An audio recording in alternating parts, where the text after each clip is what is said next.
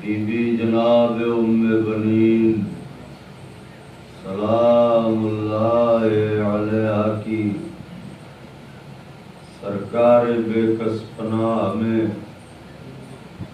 اپنی حاضری اور ہماری ذاکری کی قبولیت کے لیے مل جل کے بلند ترین نعرے صلوات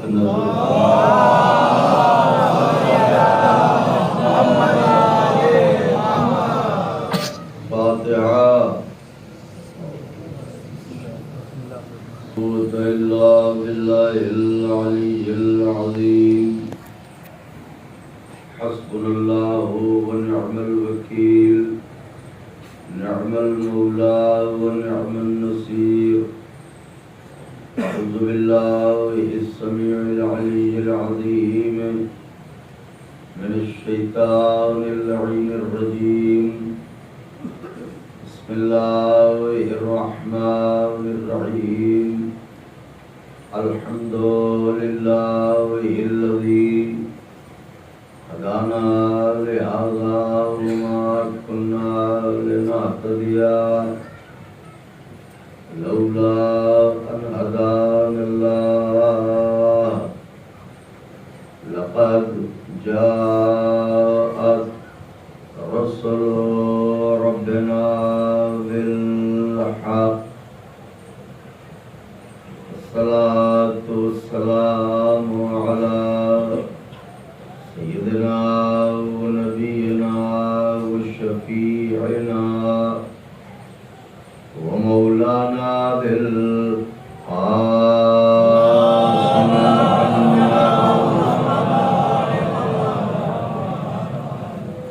وأهل بيته الطيبين الطاهرين المعصومين المظلومين المنتخبين الذين ذهب الله عنهم الرجس وطهرهم تطهيرا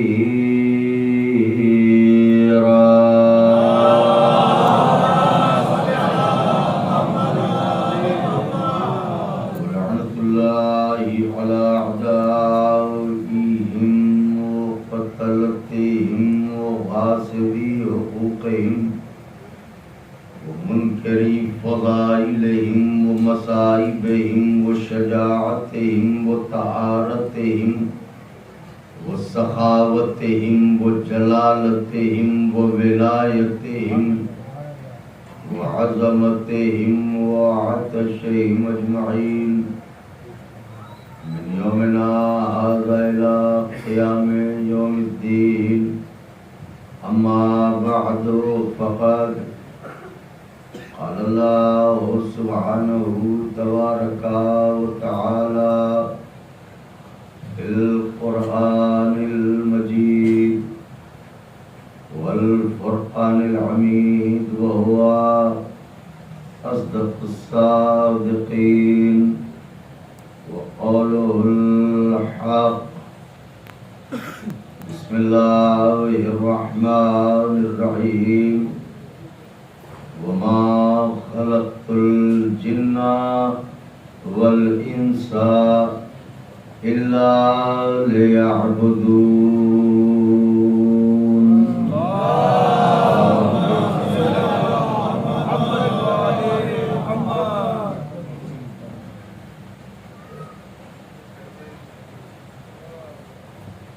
بزرگان مذہب و ملت، برادران ایمانی، کرم ہے حضرات جہادہ معصومین علیہم الصلاۃ والسلام کا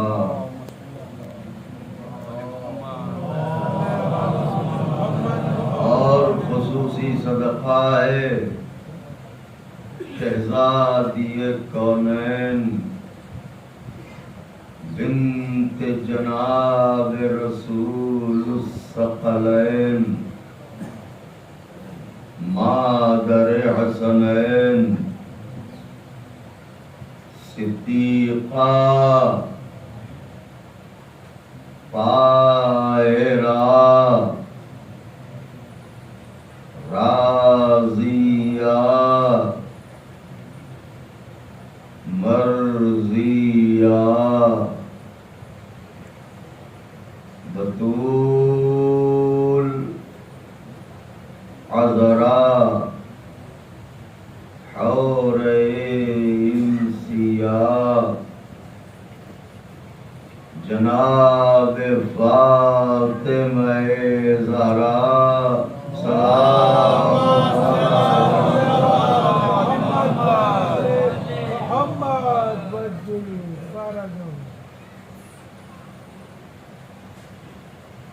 بی بی سلام اللہ علیہ کی نعلین پاک سے لپٹی ہوئی گرد کے ذروں کا تصدق ہے کہ کاتب تقدیر نے ہماری آنکھوں کے صدف کو آنسوؤں کے موتی دے کر محشر کی بھیڑ میں جب ساری دنیا کنگال کھڑی ہوگی ہمیں مالا مال فرمایا۔ اس کا لاکھ لاکھ شکر ہے کہ اس نے شکرا سر آقا کے چاہنے والوں، اس کا لاکھ لاکھ شکر ہے کہ اس نے ہم جیسے بے حیثیت لوگوں کو فرش عذاب پر بلا کے رسولوں کے پہلو میں بیٹھنے کا شرف عطا فرمایا۔ یہ وہ احسانات عظیم ہیں کہ اگر عمر جناب نوح میسر ہو کہ سلام ہو ان پر اور ایک سجدہ شکر میں زندگی بسر ہو تو زندگی تمام ہو جائے گی، حق شکر ادا نہ ہوگا۔ منزل اول ہی میں گزارش ہے ذرا سا اور قریب آ جائیں تاکہ بعد میں آنے والوں کو زحمت نہ ہو۔ ماشاءاللہ مومنین کثیر تعداد میں ہیں تو ذرا سا اور قریب آ جائیں، آقا کے چاہنے والے صلوات پڑھ لیں اللہ کی بارگاہ میں۔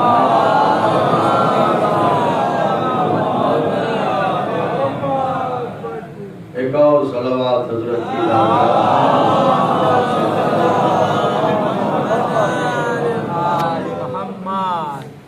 میری شہزادی آپ سب کی آمد کو اور حاضری کو قبول فرمائیں، اور آج کی یہ مجلس ہم سب کے لیے اس طرح توشہ آخرت قرار پائے کہ حسین علیہ السلام کی دکھیا ماں آپ میں سے ہر کسی کو اسی سال کربلا بلائے۔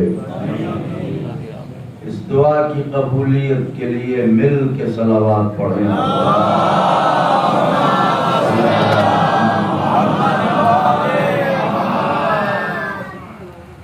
تو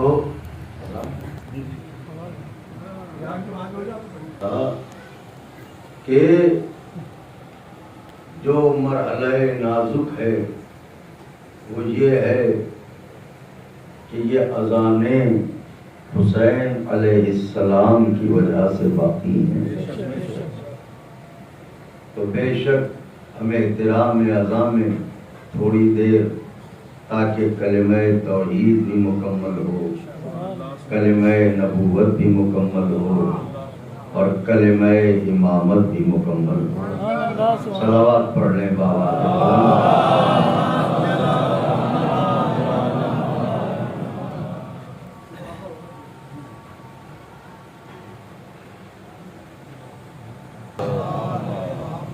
نوجوان بھائیوں مل کے ایک نجف رساں نعرہ لگائیں تو بات آغاز کریں۔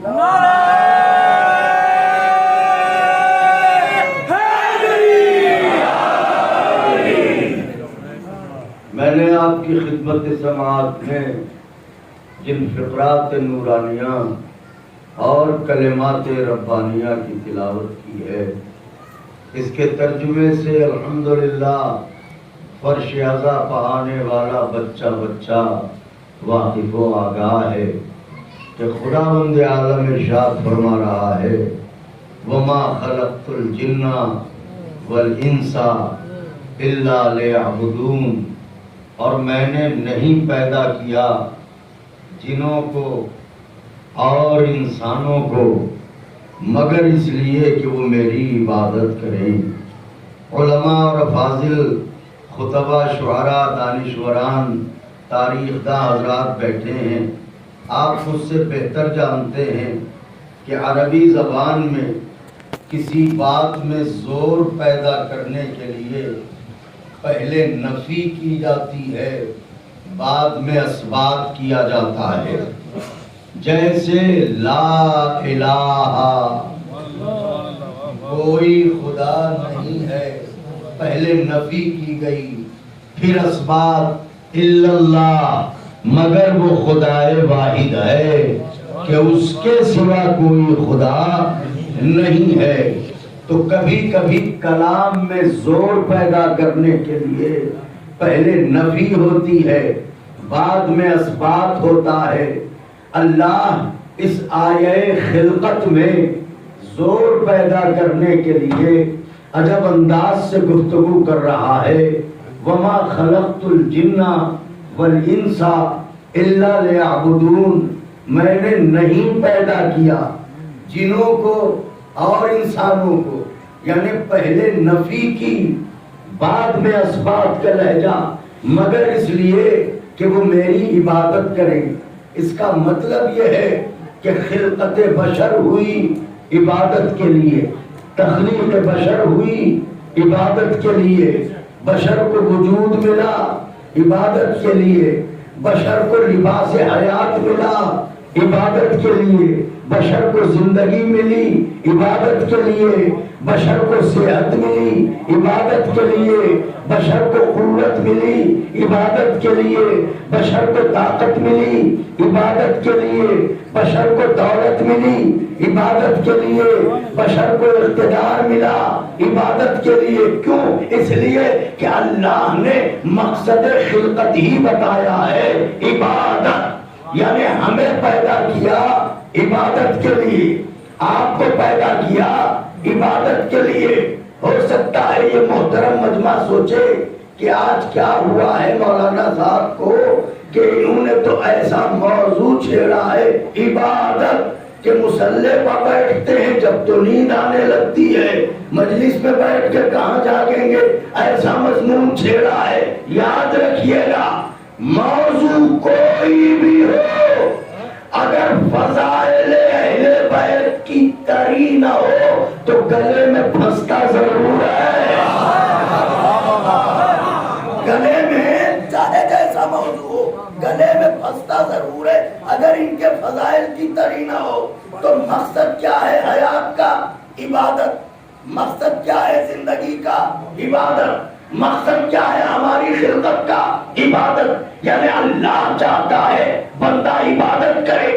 اب یہ اس کی کریمی ہے، یہ اس کی رحیمی ہے کہ اس نے بندے کو جس مقصد کے لیے پیدا کیا وہ مقصد بتا دیا، بشر کو اندھیرے میں نہیں رکھا۔ اگر آپ نے جملے پر غور فرمایا ہو، ورنہ وہ خلق کر کے کہہ دیتا تلاش کرو میں نے کاہے کے لیے پیدا کیا، مگر وہ کریم مطلق ہے، اس نے کہا ہم تمہیں اندھیرے میں نہ رکھیں گے، ہم بتا دیتے ہیں کہ تمہیں کس لیے پیدا کیا ہے، عبادت کے لیے پیدا کیا ہے۔ معلوم ہوا ہم خلق ہوئے عبادت کے لیے، آپ خلق ہوئے عبادت کے لیے، کائنات کا ہر بشر خلق ہوا عبادت کے لیے۔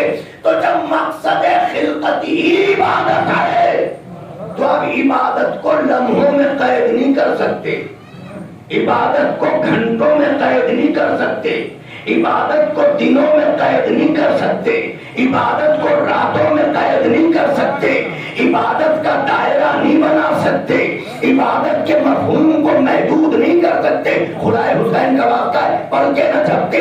عبادت کے دائرے کو محدود نہیں کر سکتے, عبادت کے مفہوم کو محدود نہیں کر سکتے. کیوں؟ اس لیے کہ اس نے پیدا ہی کیا ہے عبادت کے لیے. تو جب عبادت کے لیے پیدا کیا ہے تو اس کا مطلب یہ ہے اگر بشر چاہے نفس نفس عبادت کرے, بشر چاہے سانس سانس عبادت کرے, بشر چاہے کروٹ کروٹ عبادت کرے, بشر چاہے جاگتے جاگتے عبادت کرے, بشر چاہے سوتے سوتے عبادت کرے. آقا کے چاہنے والوں, ہو سکتا ہے کوئی کہے صاحب جاگتے میں تو عبادت کر سکتے, سوتے میں کیسے کریں گے؟ شریعت مصطفیٰ شریعت صحرا ہے. شریعت نے آواز دی وضو کر کے سویا کر, جب تک سوئے گا عبادت ہوتی رہے. سبحان اللہ, صلوات بھیجے بابا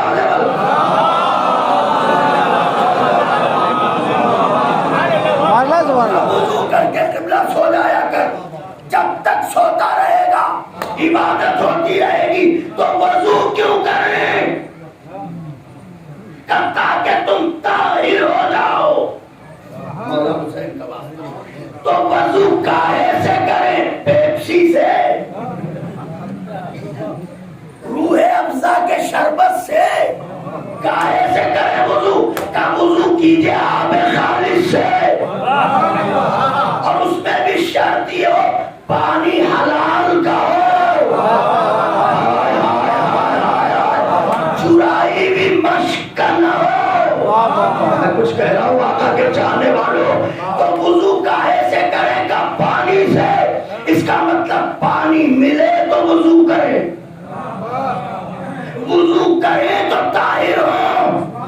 معبود نہیں مل رہا ہے, پانی کیا کریں؟ کہ تلاش کر لیا کہاں؟ کہ ٹھیک ہے اب اگر پانی نہیں مل رہا ہے تو تیمم کر لے. تیمم کر لے, طاہر ہو جائے گا. اس کا مطلب یہ ہے کہ عبادت کے لیے جس طہارت کی ضرورت ہے یا تو وہ طہارت پانی سے ہوگی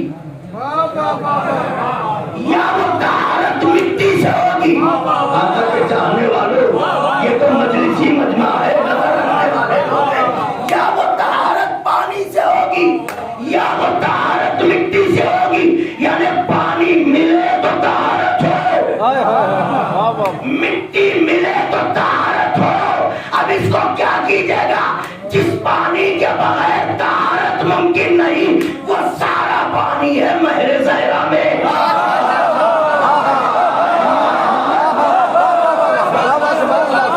جس پانی کے بغیر طہارت ممکن نہیں وہ سارا پانی ہے مہر زہرا میں. اور پانی نہ ملنے کی صورت جس مٹی سے کے بغیر طہارت ممکن نہیں وہ مٹی ہے تراب.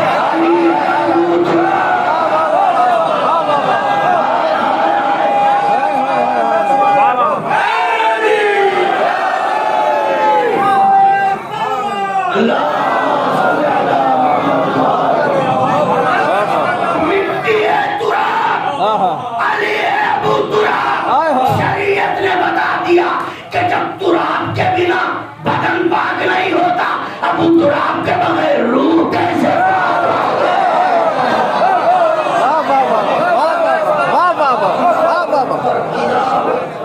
بغیر ابو تراب پاکیزگی روح کہاں ممکن ہے؟ تو سارا پانی ہے مہر زہرا, ملکیت زہرا. تو جب زہرا کی ملکیت ہے سارا پانی تو فرات کا پانی بھی ملکیت ہے زہرا. میں کچھ کہہ رہا ہوں آقا کے چاہنے چاہتا ہوں کہ بھائی سنیے جو بات کہہ رہا ہوں. بھائی جب سارا پانی ملکیت زہرا ہے تو پھر فرات کا بھی پانی ملکیت زہرا ہے. تو ماں کی ملکیت ملتی ہے بیٹے کو. فرات چھیننا چاہیے حسین کو. دعائیں چاہتا ہوں, فرات چھیننا چاہیے حسین کو. عباس نے کیوں قبضہ کیا؟ اسی لیے زہرا نے کہا تھا عباس پیدا ہوا ہے ام البنین کے بطن سے, بیٹا ہے میرا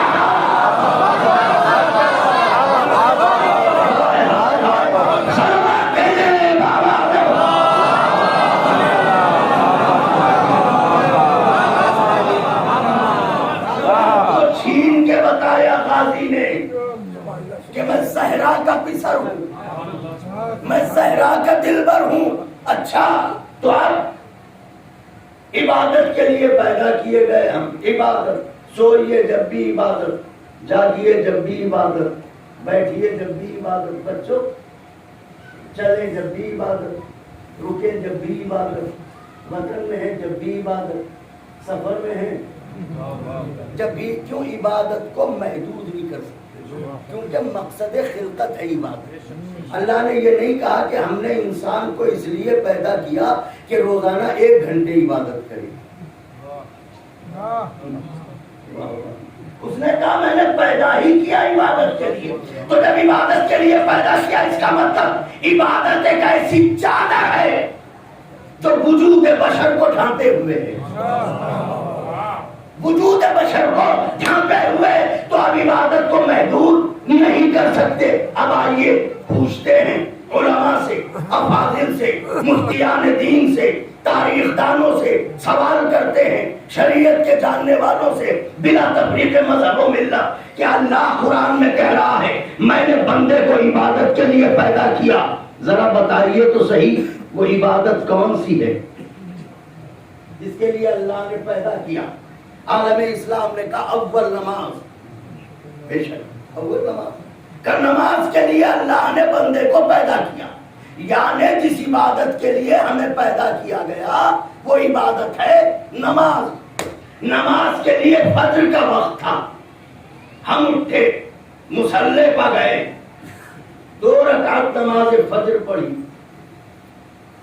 2 رکعت نماز جیسے پڑھی، نماز تمام ہوئی، دل نے کہا اور پڑھ. دل نے کہا اتنا عظیم خدا 2 ہی رکعت،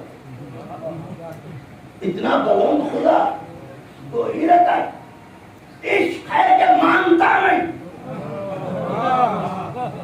محبت ہے کہ چین لینے نہیں دیتی. اللہ سے عشق ہے بندے کو، جسے نہیں دیکھا ہے اس سے محبت ہے. یہی تو ہماری سمجھ میں آتا نہیں، جنہیں دیکھا ان سے محبت کی نہ گئی.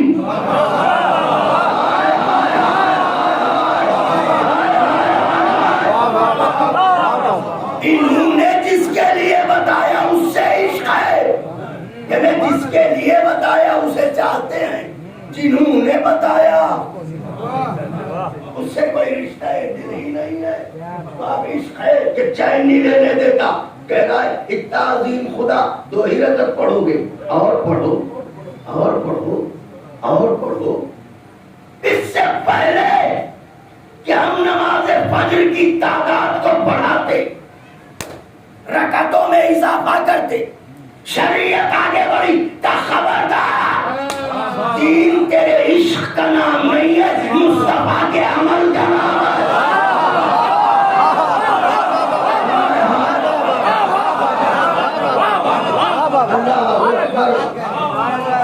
ہمارے محترم شکیل صاحب بڑے اہتمام سے یہ مجلس برپا کرتے ہیں اور بڑا اصرار رہتا ہے. میں بھی آپ حضرات کی محبتوں کا مقروض رہتا ہوں. سو اگر ہندوستان میں رہنا ہوتا ہے تو کوشش یہ ہوتی ہے کہ اس بہانے مولا کے سوگواروں سے ملاقات ہو جائے گی تو آپ سب کی جھولیاں کونین کی ملکہ بھر دے. بس توجہ رکھیے گا، شریعت آگے بڑھی کا یاد رکھنا، دین تیرے عشق کا نام نہیں ہے، دین تیرے خیالوں کا نام نہیں ہے، دین تیری محبت کا نام نہیں ہے، دین مصطفیٰ کی اداؤں کا نام ہے، دین مصطفیٰ کے عمل کا نام ہے. چونکہ انہوں نے نماز فجر 2 پڑھی، اس لیے تو بھی 2 ہی پڑھنا. تو پھر کیا کریں؟ دل کو کیسے سمجھائیں؟ دل کو کیسے سمجھائیں؟ شریعت نے کہا اس سے کہہ انتظار کرے. کب تک؟ زورین تک. پھر کیا کریں کہ جب زورین کا وقت آئے تو 8 پھر پڑھ لینا، 4 زور کی 4 عصر کی. وہ بھی وطن میں رہنا تو 8 پڑھنا، سفر میں رہنا تو 4 ہی پڑھنا. سبحان اللہ. سفر میں رہنا تو 4 ہی پڑھنا، وطن میں رہنا تو پوری 8 پڑھ لینا، ظہر کی 4، عصر کی 4، وقت ظہر تک کروٹیں بدلتے رہے، آ گیا وقت ہم نے ظہرین ادا کر لی، اب پھر دل ہے کہ قرار نہیں لینے دیتا، چین نہیں لینے دیتا، شریعت نے آواز دی 8 پڑھ لی، بس کیا کریں؟ انتظار، کب تک؟ کا مغرب تک، مغربین کا انتظار، پھر کیا کریں؟ کا 7 رکعتیں اور پڑھ لینا۔ دستے ادب جوڑ کے عرض کر رہا ہوں، بدتمیز سے گزر رہا ہوں، نتیجے پہ پہنچ کے انشاءاللہ چہرے گلاب ہو جائیں گے۔ کا 7 اور پڑھ لینا، وہ بھی وطن میں رہنا تو پوری 7 پڑھنا، سفر میں رہنا تو عشاء میں 2 کم کر دینا۔ واہ واہ سبحان اللہ۔ تو ہمیں خلق کیا گیا عبادت کے لیے، عبادت کو ہم وقت کا پابند بنا نہیں سکتے۔ اب اگر ہم یہ مانیں کہ صرف نماز ہی کے لیے پیدا کیا گیا تو پھر یہ بات سوچنا پڑے گی کہ فجر کے بعد بندہ کیا کرے؟ عبادت کو جی چاہتا ہے کیسے عبادت کرے؟ ظہر کے بعد عبادت کو جی چاہتا ہے کیسے عبادت کرے؟ عصر کے بعد عبادت کو جی چاہتا ہے کیسے عبادت کرے؟ مغرب کے بعد عبادت کو جی چاہتا ہے کیسے عبادت کرے؟ اس کا مطلب یہ ہے کہ نماز بھی عبادت ہے، مگر نماز ہی کل عبادت نہیں ہے، اس کے علاوہ بھی عبادتیں ہیں۔ ان کا صاحب غور کیجئے، روزے بھی تو ہیں۔ تو میں نے کہا نماز میں تو گھنٹوں کا انتظار ہے، روزوں میں تو مہینوں کا انتظار ہے۔ 11 مہینے رستہ دیکھیے، پھر 12ویں مہینے آپ روزہ رکھیے، اس میں تو اور زیادہ انتظار۔ ان کا حج بھی تو ہے، تو حج میں تو اس سے زیادہ انتظار، پوری زندگی۔ اور وہ بھی جب مستطیع ہو جائیں، جب ساری ذمہ داریوں سے فارغ ہو جائیں، آپ پر کسی کا قرضہ نہ ہو، اور جو پیسہ ہو وہ اپنا ہو، کسی اور کی جیب کا نہ ہو۔ دین کیا ہے؟ دین اہل بیت، ذرا غور فرمائیں۔ تو آپ جائیے حج کے اوپر، اچھا تو اس کا مطلب یہ ہے یہاں پوری زندگی انتظار، تو نماز وہاں بھی انتظار، روزے وہاں بھی انتظار، حج وہاں بھی انتظار، زکات وہاں بھی انتظار، خمس وہاں بھی انتظار، جہاد وہاں بھی انتظار۔ یہ ساری عبادتیں ہیں، مگر ہر عبادت میں انتظار ہے۔ آقا کے چاہنے والے بیٹھے، انشاءاللہ ابھی چہرے کھل جائیں گے۔ ساری عبادتیں ہیں، ہر عبادت عظیم، ہر عبادت محترم، ہر عبادت ہم پر واجب، مگر یہ ساری عبادتیں پابند وقت ہے، اور بندہ یہ چاہتا ہے جب چاہے عبادت کرے۔ تو کوئی تو ایسی عبادت ہوگی جو پابند وقت نہ ہو۔ پیغمبر سے پوچھا، آواز دی، ذکر علی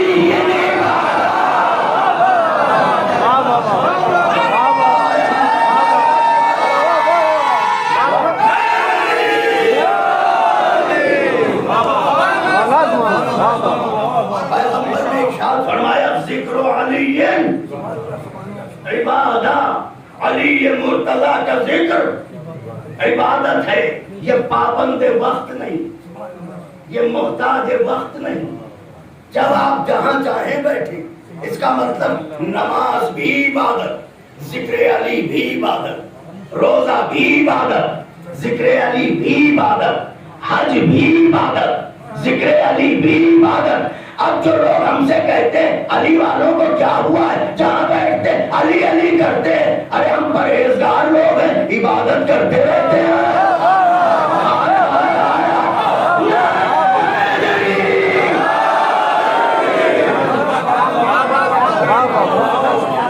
اور اب جملہ سنیے گا، یہ بھی 14 صدیوں کا بوسیدہ سوال، جسے لفظوں کے نئے لبادے پہنائے جاتے ہیں کہ یہ عجیب دیوانے ہیں، جہاں بیٹھے علی کا ذکر آیا، واہ واہ سبحان اللہ، واہ واہ سبحان اللہ، واہ واہ سبحان اللہ۔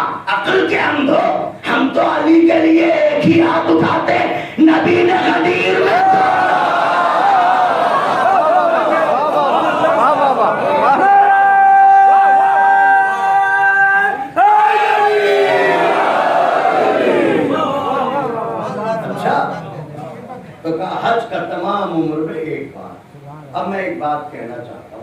ابھی ہمارے برادر میں چھولس والے جو ہیں جاوید تھا، انہوں نے ایک شعر پڑھا تھا امیری اور غریبی کے متعلق، مذہب اس فرق کو مٹاتا ہے. منزل میری آگے ہے، بس توجہ رکھیں. مذہب اس فرق کو مٹاتا ہے. حج کا حکم ہے تو اللہ نے کہا حج پاؤ.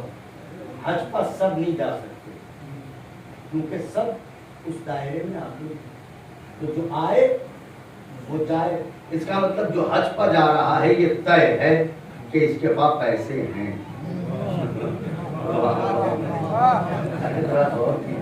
دین عقل ہے، دین فطرت ہے. جو حج پر جا رہا ہے اس کا مطلب یہ ہے کہ اس کے پاس پیسے ہیں. تو کیا یہ جو حج پر جا رہا ہے اسی کے دل میں اللہ کی محبت ہے؟ یہ جو محلے میں رکا ہوا ہے کیا اس کے دل میں محبت نہیں ہے اللہ کی؟ کیا یہ نہیں چاہتا کہ حج کرے؟ کیا بالکل چاہتا ہے. تو پھر یہ کیا کہ تم آؤ تم وہی رکو. اچھا یہ جا رہے ہیں وہاں تو یہاں محلے میں مسجد بھی تو ہے. تو یہ جو نہیں جا پا رہا ہے اسے شریعت اجازت دے کہ یہ اپنے گھر کے آنگن سے احرام باندھ کے نکلے، محلے کی مسجد کا جا کے طواف کرے اور حج مکمل ہو جائے گا.